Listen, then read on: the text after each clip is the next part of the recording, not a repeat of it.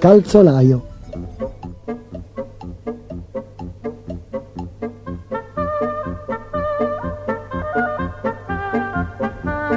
Non puoi lavorare più svelto?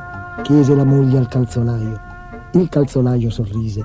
Certo, rispose, potrei ritagliare il cuoio con meno cura e potrei fare i punti più lunghi quando cucio, ma io voglio che i miei clienti ricevano il meglio che può offrire un artigiano e per questo ci vuole tempo. Lo so, caro, ma non abbiamo più soldi per comprare altro cuoio e per finire un paio di scarpe ti ci vogliono 2 giorni. Faccio del mio meglio, sospirò il calzolaio. I miei occhi e le mie mani non sono più quelli di una volta. E continuò il suo lavoro lento e accurato. Ben presto non gli restarono più soldi per comprare il cuoio e la pelle e il camoscio erano finiti. E come faremo domani senza più cuoio per lavorare e senza più scarpe da vendere? Chiese la moglie. Il calzolaio sorrise. Beh, ci penseremo domani. Tutto il giorno lavorò per riuscire a ricavare un paio di scarpe dall'ultimo pezzetto di cuoio rimasto. Forse queste sono le ultime scarpe che faccio, pensava, e quindi devono essere anche le più belle. Quando fu l'ora di andare a dormire, lasciò le suole e le sagome ritagliate sopra il banco. Peccato che siamo così poveri, cara, disse alla moglie mentre si arrampicava sul letto.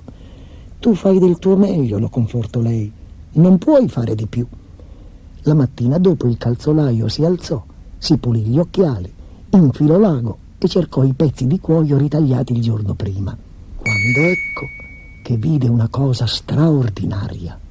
Un paio di scarpe finite, perfette nei minimi dettagli, risplendevano sul banco. Qualcuno le aveva fatte durante la notte. «Guarda che capolavoro!» esclamò. «E che cuciture piccole e precise! Ma chi le avrà fatte?» Le scarpe erano così ben fatte che vennero vendute al doppio del solito. Fu così che il calzolaio riuscì a comprare quel giorno una nuova striscia di cuoio per tagliare altre 2 paia di scarpe. La sera lasciò le forme sul banco e andò a dormire con animo molto più lieto del giorno prima. La mattina dopo le 2 paia di scarpe erano lì, completamente finite, dal tacco alla punta delle stringhe. «Che capolavoro!» disse il calzolaio alla moglie. Quelle paia di scarpe gli resero così bene che riuscì a comprare abbastanza cuoio da farne 4 paia. E durante la notte i misteriosi calzolai le cucirono tutte e 4. «Che rifiniture perfette!» esclamavano i clienti. La voce si sparse e la gente veniva da lontano a comprare le scarpe. C'erano stivaloni lucidi per gli uomini e scarpette di velluto per le dame. «Ora abbiamo tanto cuoio che potrai lavorare per tutta la vita», disse felice la moglie del calzolaio. «E con tutta la gente che viene da noi a comprare siamo quasi ricchi». Ma il calzolaio stava pensando: «Non ti piacerebbe sapere chi sono i calzolai che ogni notte ci aiutano?» E così, una notte fredda, un po' prima di Natale, il calzolaio lasciò il cuoio già tagliato sul banco e poi, insieme a sua moglie, si nascose. Allo scoccare della mezzanotte, da dietro il vecchio orologio, scivolarono fuori 7 piccoli elfi nudi. Si arrampicarono sul banco e si misero subito al lavoro, cucendo e picchiando col martello, infilando stringhe e lucidando la pelle. Ogni tanto si fermavano per soffiarsi sulle dita e per strofinarsi i piedi gelati perché la notte era fredda e il camino era spento. Tremavano ed erano lividi dalla testa ai piedi. «Poveri piccini», disse la moglie del calzolaio, «fanno tutto questo lavoro per noi e non hanno né una camicia né un paio di scarpe. Io credo che dopo tutto quello che hanno fatto per noi potremmo ringraziarli facendogli un regalo. Non ti pare?» esclamò il calzolaio. Fu così che la moglie indaffaratissima passò la giornata seguente a ritagliare camicine e pantaloni da una stoffa morbida, calda e colorata. Il calzolaio prese l'ago più sottile e la pelle più morbida che aveva e fece un paio di stivali per ogni elfo. La notte di Natale lasciarono i loro regali sul banco e si nascosero. Faceva un freddo terribile e quando gli elfi apparvero tremavano e battevano i denti e il loro fiato formava nuvolette cristalline nell'aria gelida. Gli elfi all'inizio si meravigliarono di non trovare i pezzi di cuoio da cucire, ma quando videro i vestiti e si resero conto che erano per loro, se li infilarono subito e cominciarono a ballare in cerchio, ridendo e battendo le mani coperte dai nuovi guantini di lana. Abbiamo finito di fare i ciabattini, ormai siamo degli elfi eleganti. E cantando e ballando si allontanarono finché il calzolaio e sua moglie li persero di vista. Ecco, non potremo più contare sull'aiuto degli elfi, finse di lamentarsi la moglie del calzolaio. Come farai ora che tanta gente viene da te a comprare scarpe e stivali? Il calzolaio sorrise. Bisognerà proprio che faccia del mio meglio. Sono sicura che ci riuscirai, caro, lo rassicurò lei. L'hai sempre fatto.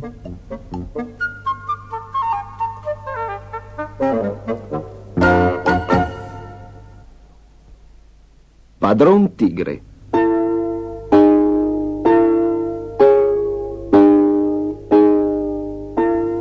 Una sera di tanto tempo fa, quando gli uomini e gli animali parlavano la stessa lingua e la pelliccia della tigre era ancora tutta bionda, Bufalo d'Acqua tornava a casa dopo il suo bagno nel fiume canticchiando una canzoncina.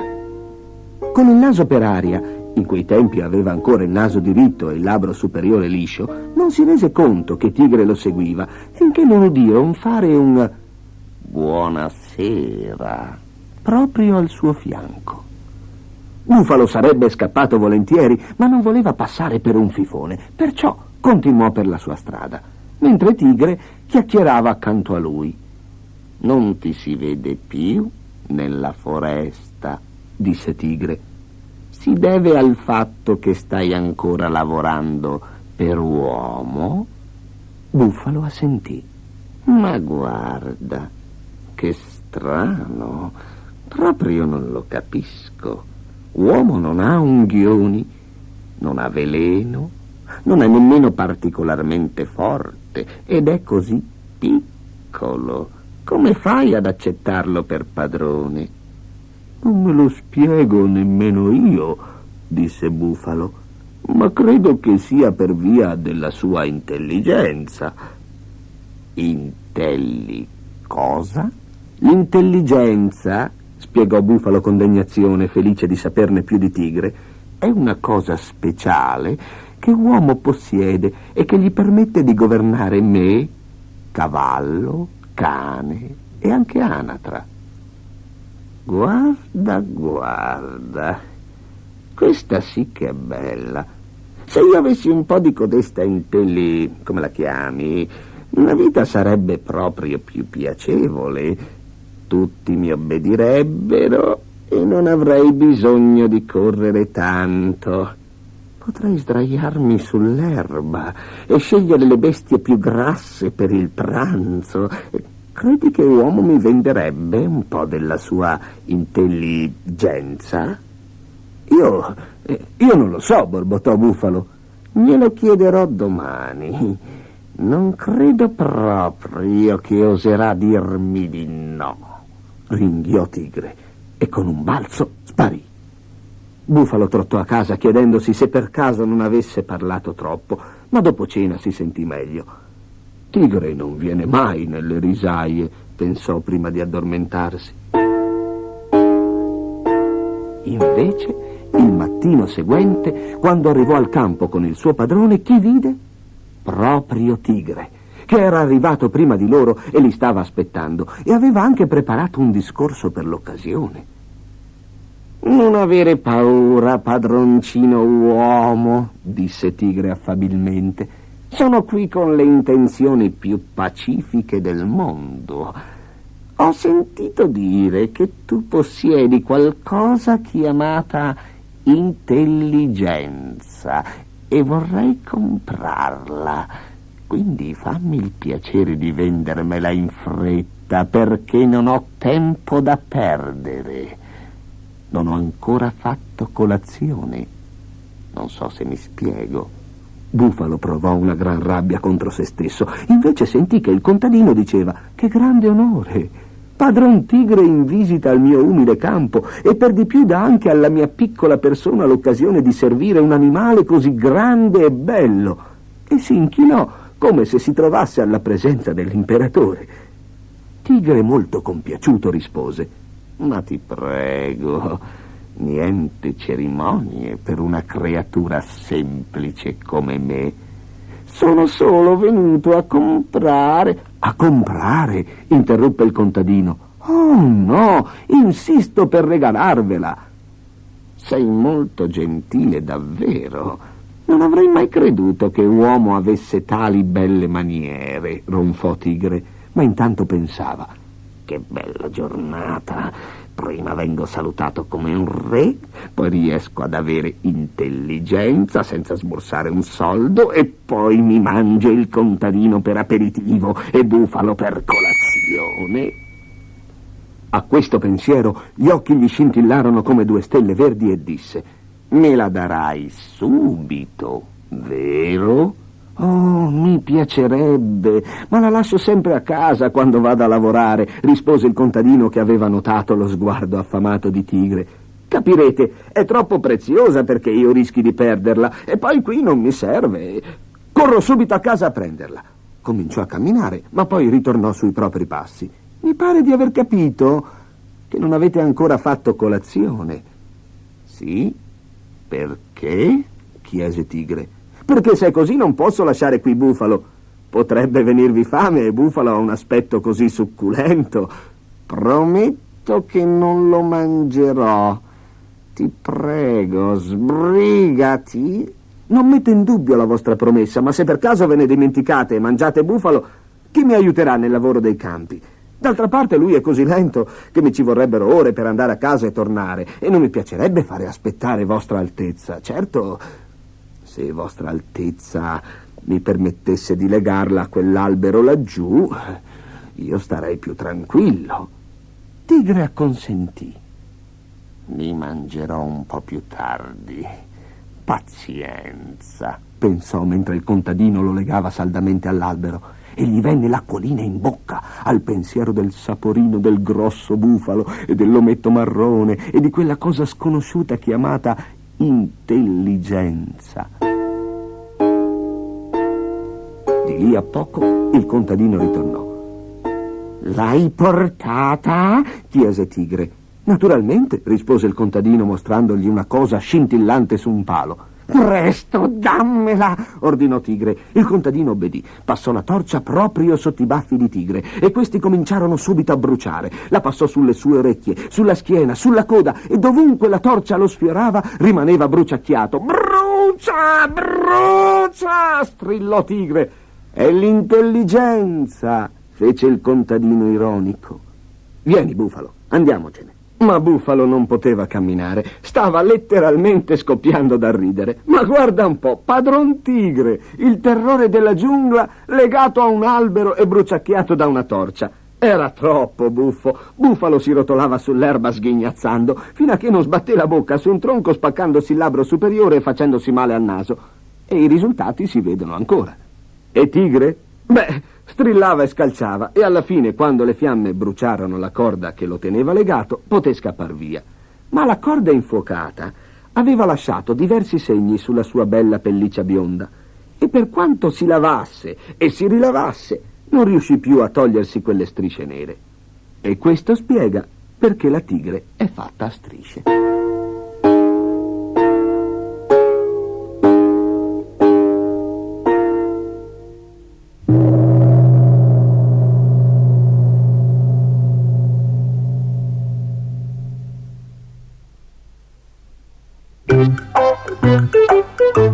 Aldo in Arcadia.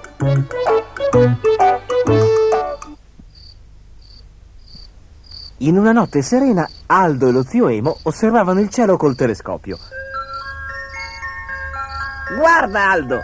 Guarda quante stelle cadenti, le vedi? Sono atterrate nel bosco! Andiamo a dare un'occhiata. Aspetta, sta arrivando qualcos'altro. Sembrerebbe un razzo. È proprio un aeroplano azionato da un razzo. Presto, Aldo, gettati a terra! è stato scaraventato per terra. Va tutto bene, signore? Mi pare di sì. Avete visto 7 stelle? Sì, sono atterrate poco fa nel bosco. Mi potreste aiutare a cercarle? Ma certo, venga con noi. Vieni, Aldo. Anche tu aspirapolvere.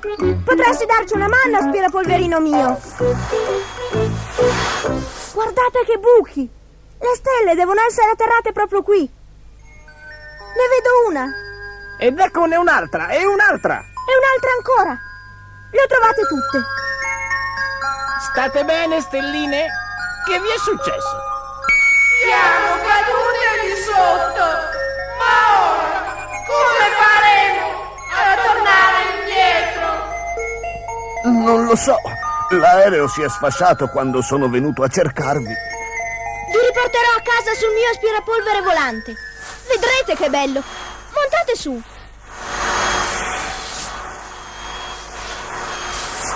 Dove abitate? Ma sulla Luna, naturalmente. Non avrei mai immaginato di aiutare a incollare le stelle in cielo. Guarda, Aldo, il tuo amico è lassù. È l'uomo della Luna. Ciao!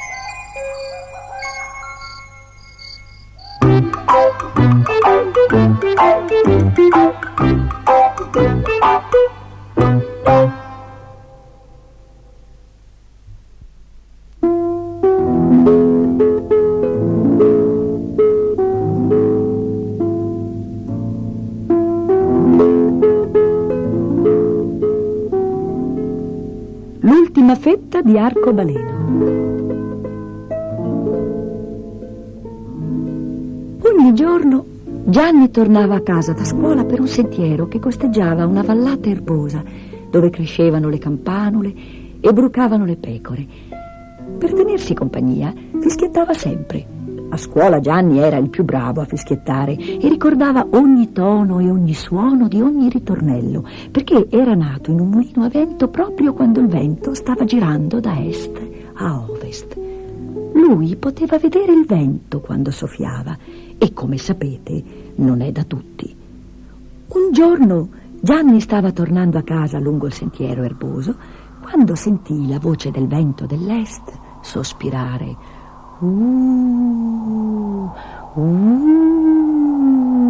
Aiutami tu. Povero me, ho scordato com'è. Che cosa hai dimenticato? Vento! Chiese Gianni, girandosi per guardare il vento che era tutto ondeggiante, marrone e blu con degli spruzzi dorati. Il mio ritornello! Il mio ritornello favorito. Quale? Quello che fa così? Chiese Gianni e lo fischiettò.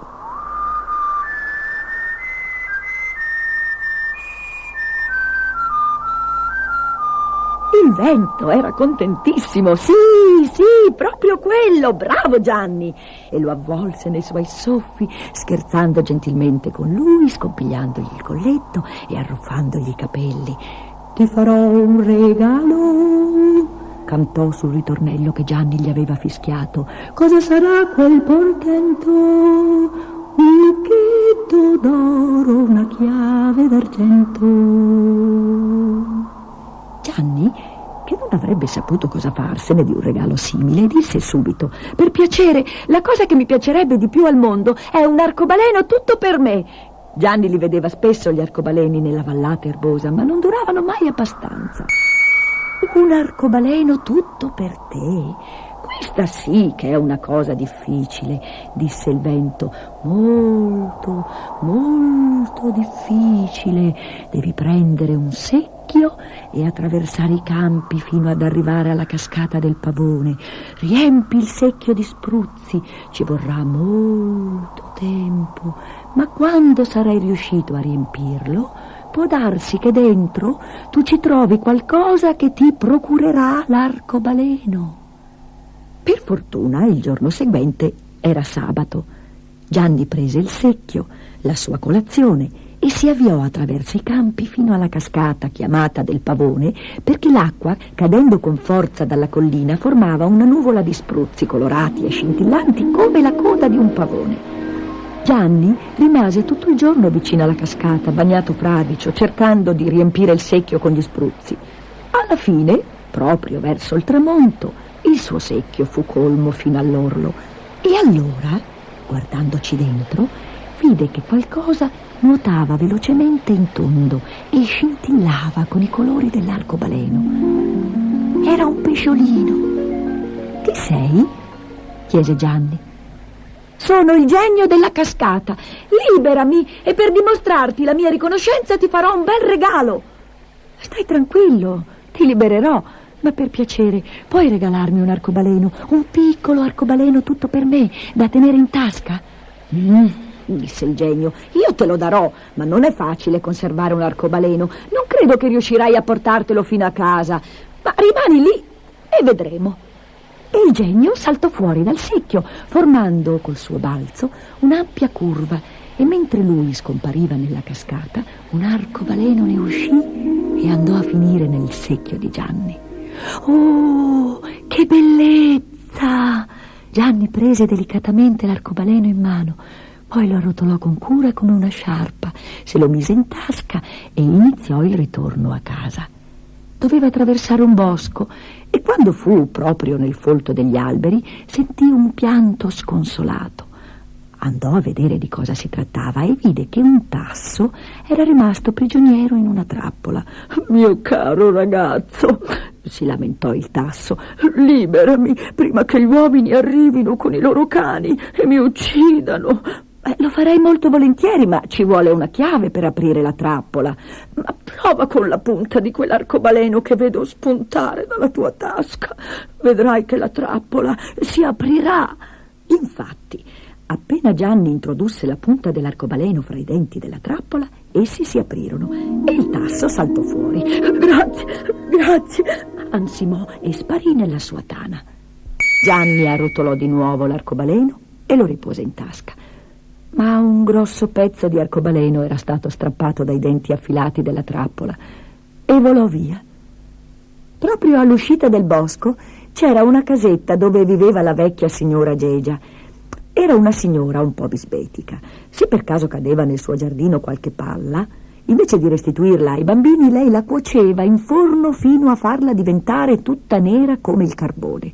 Tutto quello che mangiava era nero. Pane arrostito nero, olive nere, tè nero. Quando vide Gianni, lo chiamò. «Ragazzo, mi daresti un pezzetto di quell'arcobaleno che spunta dalla tua tasca? Sono molto malata e il dottore ha detto che se mangerò un dolce di arcobaleno migliorerò». Gianni non aveva nessuna voglia di dare un pezzo del suo arcobaleno alla signora Gegia, ma gli fece pena e controvoglia entrò in cucina. Lei afferrò un coltello da cucina e zac! Tagliò una grossa fetta di arcobaleno. Poi fece una pastella con farina e latte, vi mescolò l'arcobaleno e lo mise a cuocere. Quando il budino fu freddo, lo tagliò a fette e lo mangiò spalmato di burro e zucchero. Ne offrì una fettina anche a Gianni. «È la cosa più buona che ho mangiato da tanto tempo», disse la signora Gegia. «Mi sono stufata di mangiare pane nero. Sento già che questo dolce mi sta facendo bene alla salute». Infatti, aveva un aspetto migliore di prima. Le guance erano rosa e l'espressione del viso quasi sorridente.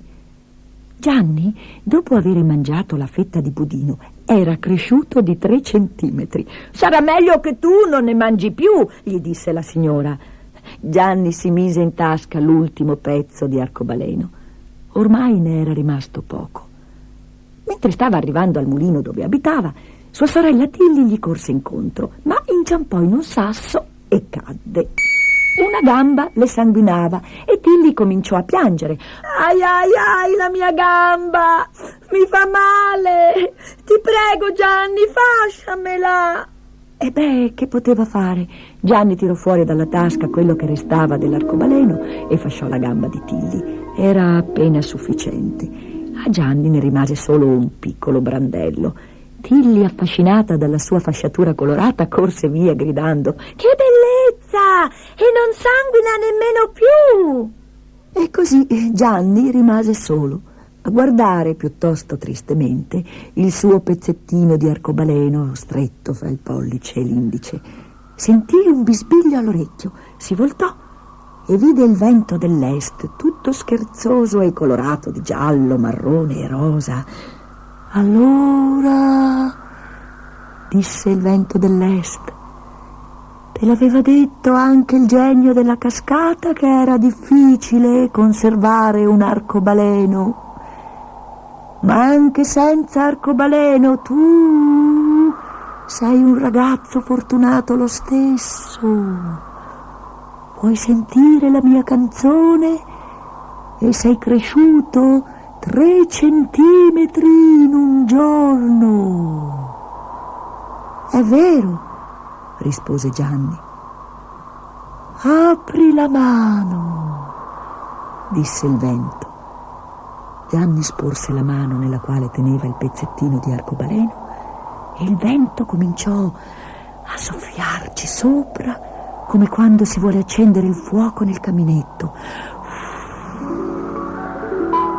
Mentre soffiava, il pezzetto di arcobaleno cominciò a crescere e a crescere, alzandosi, arcuandosi fino a attraversare tutto il cielo.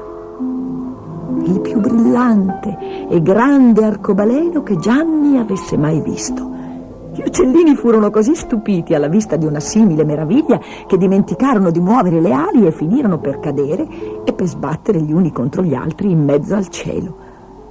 Poi l'arcobaleno si sciolse e svanì. Domani ci sarà un altro arcobaleno e se non sarà domani sarà la prossima settimana. E io sono riuscito anche a tenerlo in tasca, disse Gianni, e andò a casa a far merenda.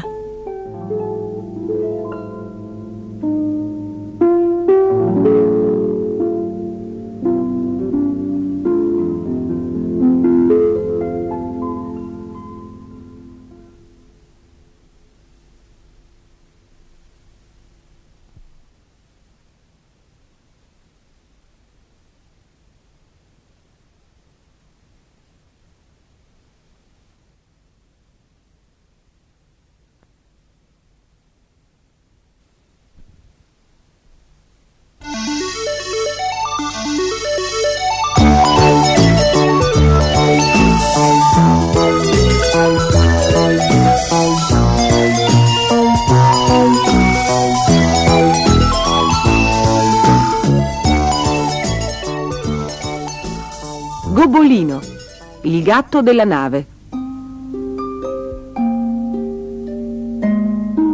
Mentre trotterellava lungo la strada polverosa, Gobbolino si chiedeva quali nuove avventure lo aspettassero. Da piccolo era stato il gatto di una strega.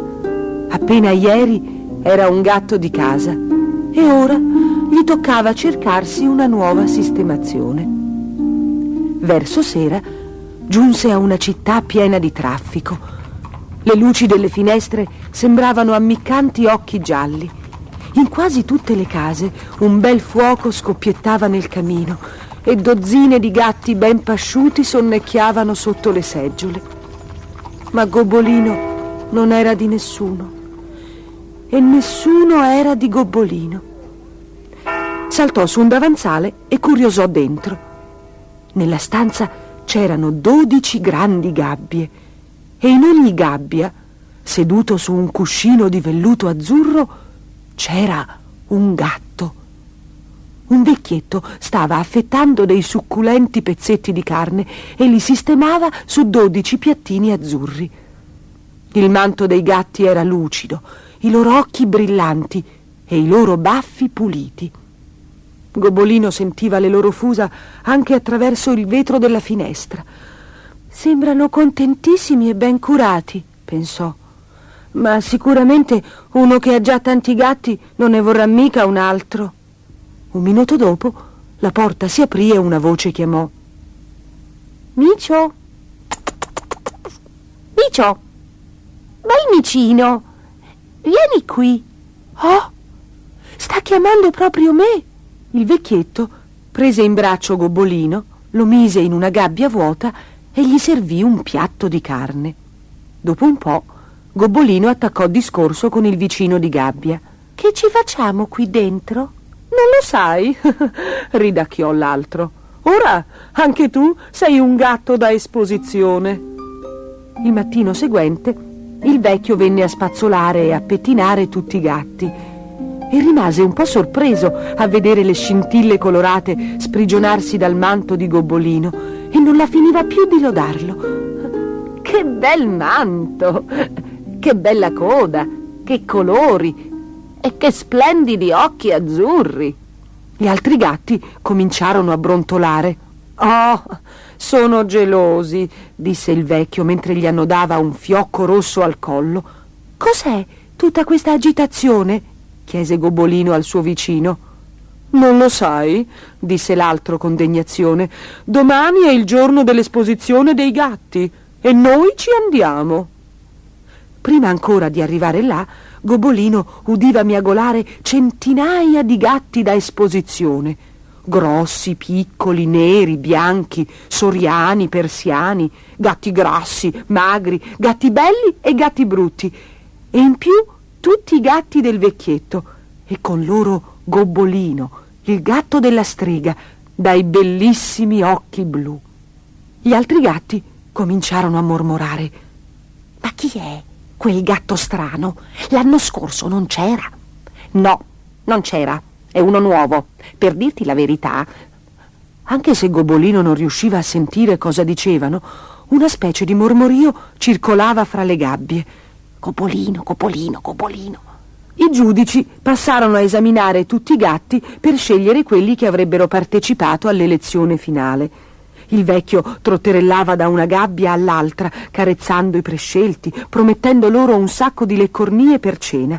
Poi il giudice in capo si alzò solennemente in piedi per proclamare il miglior gatto della mostra. Era Gobbolino. Ci fu un momento di silenzio, poi un brusio, poi un soffiare irato e infine un urlio, finché un urlo solo si alzò da ogni gabbia. «Gobbolino è un gatto di strega!» E ancora lo stesso mormorio infuriato. A queste parole i giudici impallidirono. «Ma perché? Ma perché sono dovuto nascere gatto di una strega?» diceva Gobbolino facendosi piccolo nella sua gabbia. «Non voglio vincere premi. Tutto quello che voglio è una casa in cui vivere tranquillo. Che ne sarà di me ora?» Il vecchio fu costretto ad andarsene immediatamente con tutti i suoi gatti. Una volta fuori, aprì lo sportello della gabbia di Gobbolino e lo scaraventò in mezzo alla strada. «Miserabile creatura! Vattene! Non ti voglio più vedere! Mai più!» Ammucchiò tutte le gabbie sul suo carretto e se ne andò, frustando il suo magro ronzino. Gobbolino non si rattristò quando vide che si allontanava. Non aveva nessuna voglia di diventare un gatto da esposizione e vivere in una gabbia era una faccenda molto noiosa.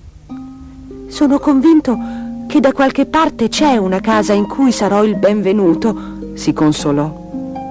Lasciandosi alle spalle la città, Gobbolino trotterellò in direzione del mare, traversò paesi e villaggi, villette e fattorie, ma in nessun luogo trovò un segno di benvenuto.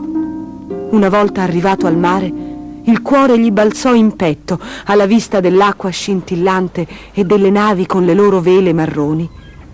Si sedette sul molo osservando le navi, i gabbiani e i marinai. Ad un tratto un topo fece capolino da un mucchio di corde. Con una rapida zampata Gobbolino lo stese. «Ben fatto», disse una voce dietro di lui. Era un giovane marinaio con un sorriso cordiale. «Ci sono un sacco di topi sulla mia nave, la Mary Maud, e non abbiamo un gattino da nave. Ti piacerebbe venir su e acchiapparli tutti?»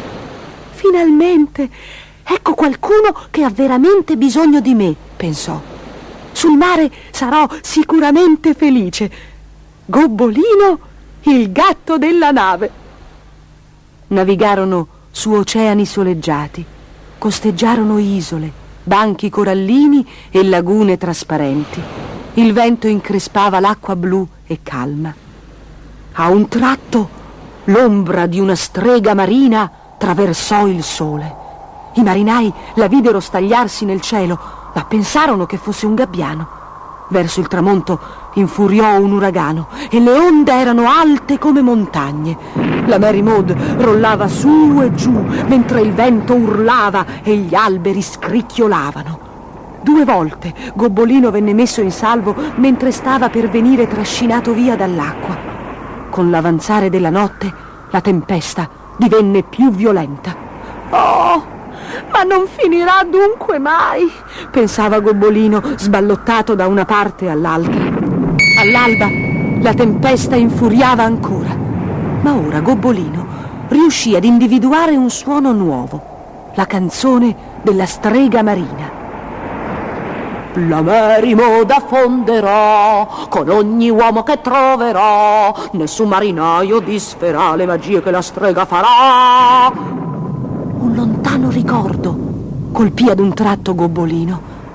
Si ricordò che tanto tempo fa, mentre stava in un angolo della grotta della strega, aveva udito queste parole. C'è un solo mezzo per spezzare l'incantesimo di una strega. Bisogna saltare sulla sua ombra e gridare «Bazzecole!». Nessuno vide il gattino arrampicarsi sulle corde della nave fino alla coffa, mentre nuvole grigie coprivano il sole, impedendo alla strega marina di proiettare la sua ombra sulla nave. Ad un tratto le nuvole si aprirono ed uno squarcio di sole illuminò il cielo. I marinai videro Gobbolino lassù per aria e udirono la sua voce. Padrona! Padrona! Gridava nel temporale. Non mi riconosci? Sono Gobbolino! Non lasciarmi qui ad affogare su questa miserabile nave! La strega marina lo udì. Sei proprio tu? Ma che ci fai a bordo della Mary Maud? I marinai mi hanno preso! Non potevo scappare! I gatti delle streghe sanno nuotare come foche, disse la strega marina, avvicinandosi sempre di più alla nave. Salta in acqua e nuota! Quando la nave sarà andata a fondo, ti raccoglierò sulla mia scopa e ti riporterò a casa. È così lontano e così profondo! Singhiozzò Gobbolino. Ho paura! Aiuto! Sto cadendo! Va bene, tagliò corto la strega. Preparati a saltare sulla mia scopa quando passo. E proprio mentre il sole cominciava a nascondersi dietro una nuvola, la strega marina scese a capofitto. La sua ombra si posò per un istante sulla coperta della nave. Gobbolino balzò, non sulla scopa, ma proprio sull'ombra della strega, gridando con quanto fiato aveva in gola: Bazzecole!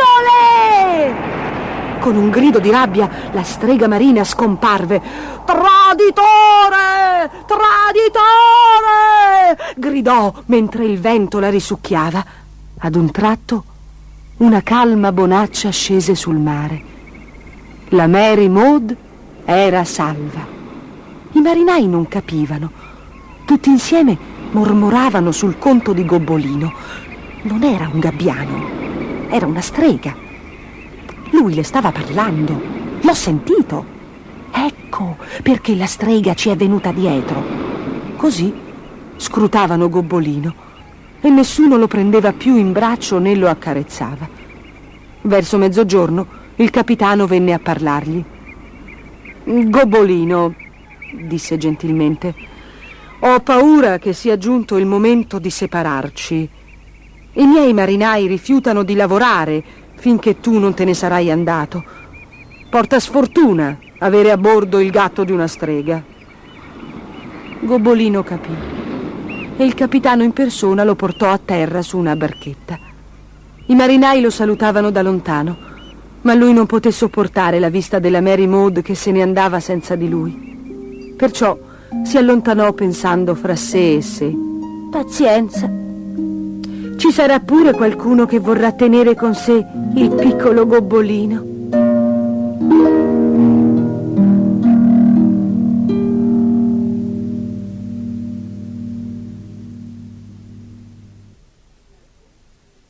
La volpe ingorda.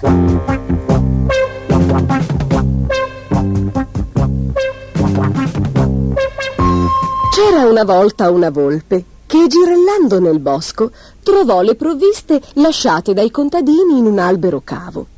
Facendosi piccola piccola, si infilò nella stretta apertura per non farsi vedere dagli altri animali mentre trangugiava quelle leccornie. La volpe mangiò, e mangiò, e mangiò, e poi mangiò ancora un po'. Non aveva mai mangiato tanto in vita sua. Quando finalmente non rimase più niente, cercò di uscire dal cavo dell'albero, ma non riusciva più a muoversi. Era diventata troppo grossa per uscire dal buco. Naturalmente la volpe ingorda non capì che la colpa era tutta della sua pancia. Pensò invece che l'albero si fosse rimpicciolito. Tirò fuori la testa dal cavo dell'albero e gridò: Aiuto! Aiuto! Tiratemi fuori da questo orribile buco!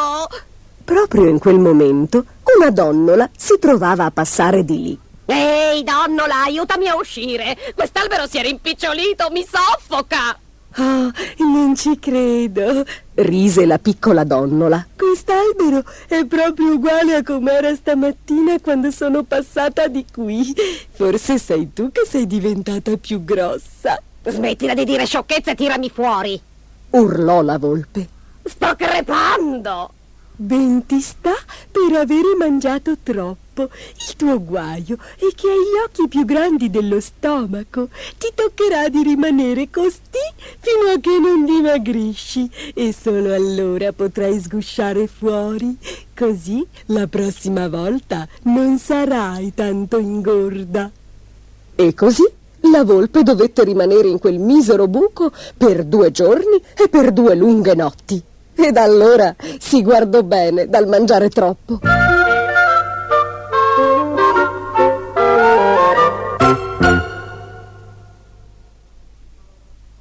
Sinbad e la Valle dei Diamanti.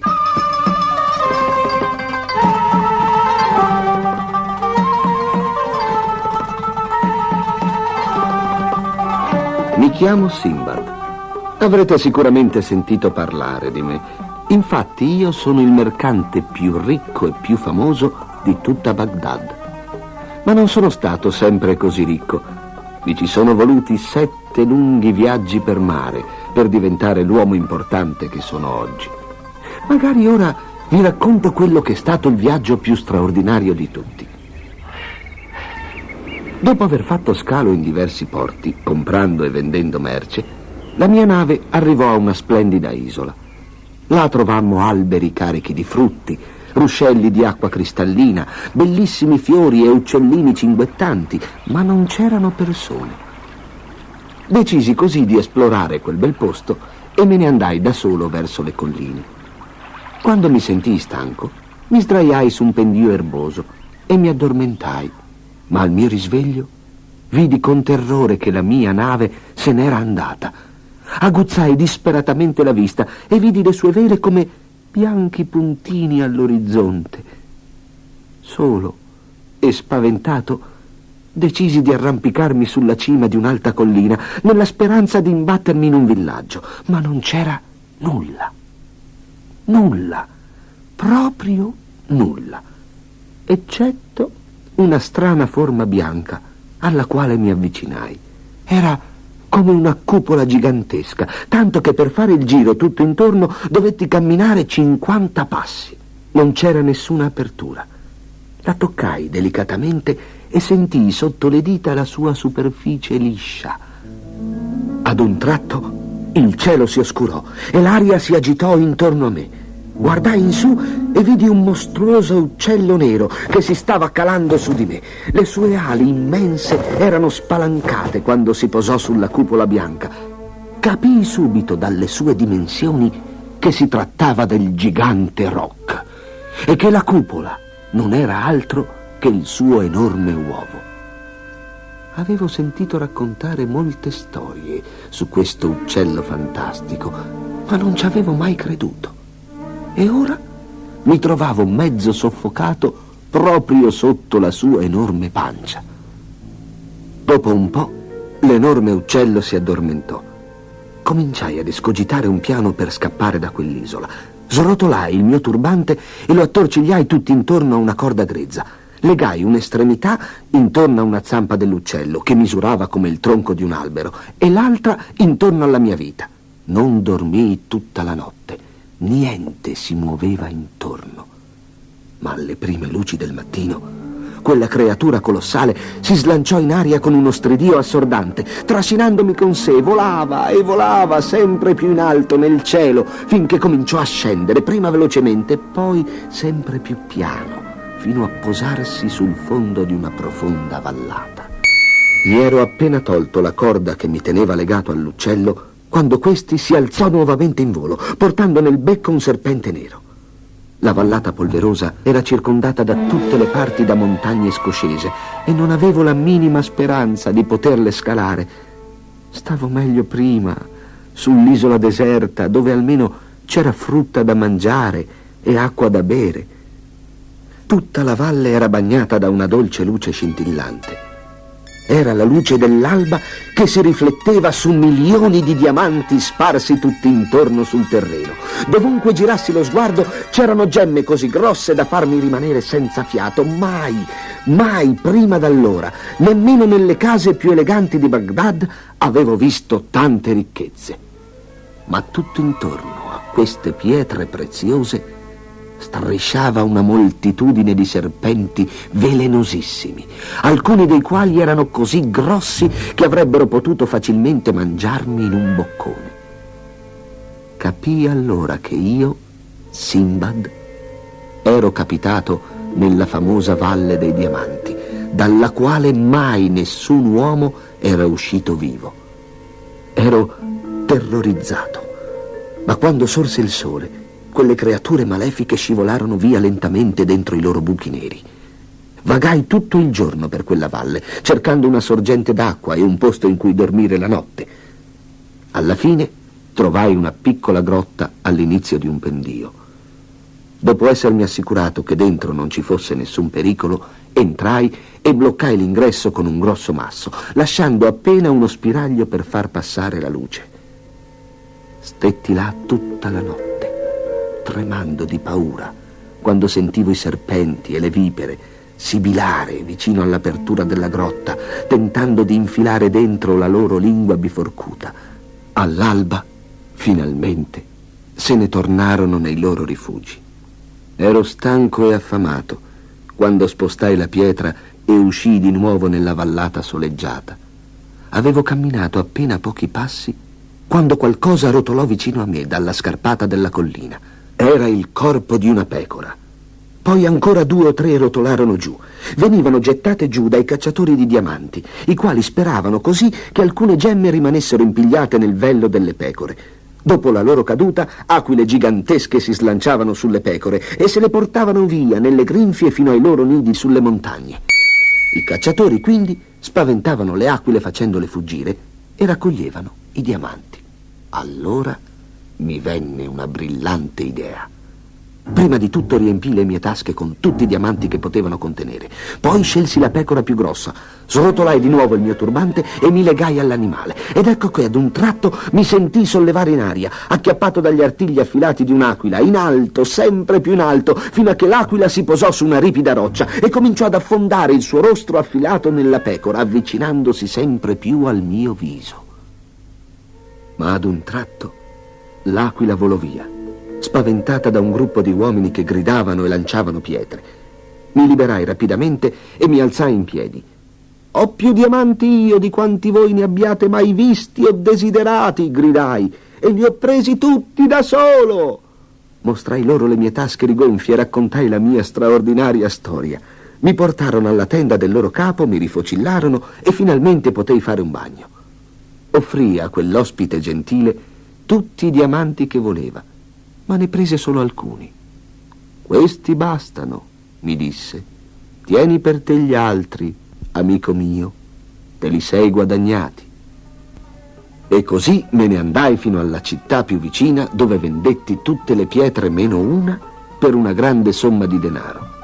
Poi mi comprai una flotta di navi cariche di ricche merci da vendere qui a Baghdad. E questa splendida gemma che vedi scintillare sul mio turbante l'ho conservata in ricordo del mio viaggio.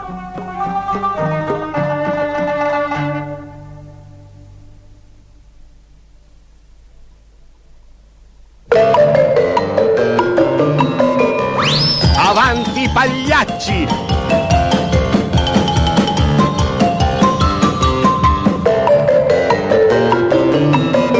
Avanti pagliacci! Avanti pagliacci con le braghe lunghe vestiti di stracci, pagliacci alti e bassi, grassi e secchi, uno coi piedi piatti e il cappello calato sugli orecchi, un pagliaccio che sotto una doccia cammina beato per innaffiare un fiore, si trova tutto allagato, un buffone a piedi scalzi con alle dita 2 palloncini, un pagliaccio che suona la polca col naso a pallini, pagliacci che sfoggiano pennacchi, pagliacci con teiere per cappelli e uno con la coda di spazzole e pennelli, un pagliaccio equilibrista su una ruota traballante e 17 pagliacci su una macchina rombante, 2 burloni in gonnella saltellanti inseguono un birbante su trampoli giganti, un pagliaccio triste e trasognato, un pagliaccio col pancione illuminato, come fa in fretta un pagliaccio a scacciare ogni suo cruccio. Fate largo all'allegria, avanti pagliacci!